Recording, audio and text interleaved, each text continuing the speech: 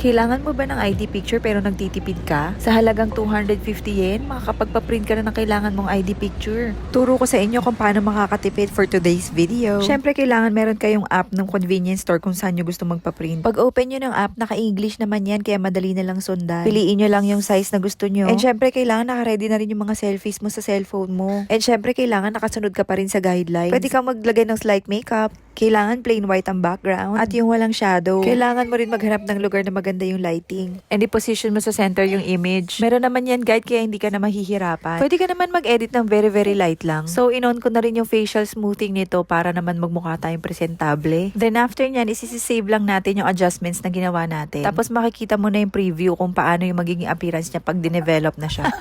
Develop talaga, very 90s. Sorry na, print pala. So after nyan, isi-click natin yung create QR code. And then standby muna natin yung sa phone natin. Then lipat naman tayo sa machine. Sorry, hindi ko pala na-change yung language sa English. Pwede nyo naman tignan na lang para masundan nyo. Since nasa phone yung ipapaprint natin, pinili natin yung nasa phone. Tapos itong QR code na to is kung wala pa kayo nung app. Since may app na ako, so next na yan. So dito sa part na to is yung i-read na yung QR code. So itatapat mo lang doon sa tinuturo ko yung QR code. Then makikita mo na sa screen yung picture and then ipiprint mo lang yan. And then voila! Ayan na siya. And para sa mga nagdududa po kung i-accept yan ng immigration, babalitaan ko po kayo.